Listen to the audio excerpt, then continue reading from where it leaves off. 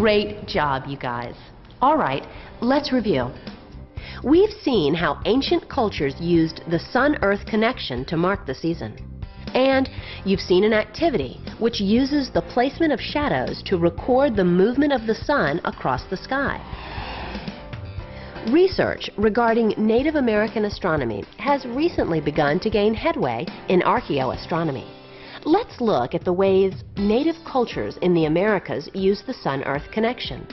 Nancy Maryboy and David Begay are two indigenous astronomers from the Navajo Nation. Yat-e, hello. We're here in Hovenweep National Park in southern Utah. I'm a Cherokee Navajo. I live not far from here, and I'm an educator on the Navajo Nation. A cultural astronomer means you deal with the astronomy of your own culture, and we put things within the context of a native worldview. Right behind me on the boulder, you can see an indication of a solar phenomena. On the boulder, there's two images. One's a concentric circle, one's a spiral. As the sun begins to rise, shafts of light come in from each direction. And as the sun continues to rise, the lights meet in the center. This only happens once a year. This phenomenon occurs on the longest day of the year and is a very appropriate way to mark time. This can be a very harsh environment to live in. It can be hot, it can be cold, and it can be very dry. In order to survive, people had to live in accordance with the natural environment, and that meant the natural cosmic environment, the sun, the moon, and the stars. It was very important to track the path of the sun and the moon and certain constellations, and to do that, people used natural markers like petroglyphs and sun and moon alignments. Remember, there was no watches, there was no timekeepers, there was no calendars. My name is David Begay. I am a cultural astronomer. I've been living out here for many years. My clan is Maidishkijni. This clan is a descendant from the Jemez Pueblo people.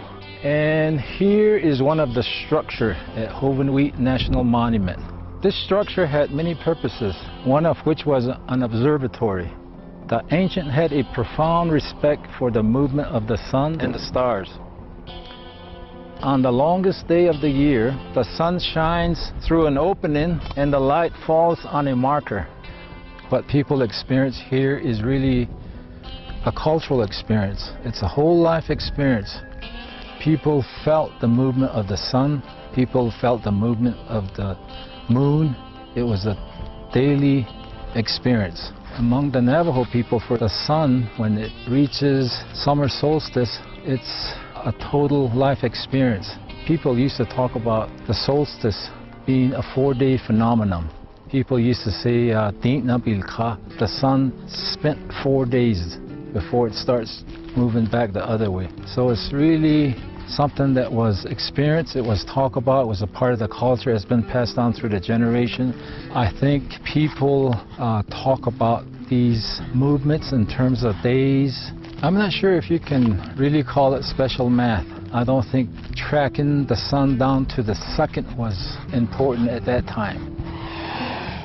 These buildings and boulders are remnants of ancient civilizations, much like the ruins in Rome, the ruins in Greece.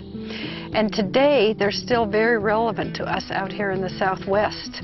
We still see the same sky, and we're in awe of the technology that was employed to build these buildings and capture these solar and lunar alignments. Today, we look in the sky, we use some of the same knowledge that the ancestral Pueblans used. We use it for planting, we use it for setting ceremonies, and we use it to keep the earth in order. The balance between earth and sky is still very important to Native peoples. Thanks, Nancy. And thanks, David. You know, guys, one of the earliest Native American structures to observe the sun and the stars is Casa Rinconada, located in the Chaco Cultural National Historical Park. Casa Rinconada is a large kiva. Kivas are large circular rooms used for ceremonies by Native American cultures. Like Hovenweep, on the day of the summer solstice, a beam of light from an opening in the kiva precisely illuminates a niche in the far wall. For years, Chaco Canyon was primarily seen as a trade center, but with the advent of archaeoastronomy, Chaco is beginning to be seen as a center of astronomy and cosmology. So far on today's program, we have seen how the relationship between the sun and the earth weaved a connection between all ancient cultures. Now, much of the information from those cultures has been lost to us. However, other cultures have recorded that information. And now, that information is being interpreted. For a look at one of these ancient cultures, let's return to Dr.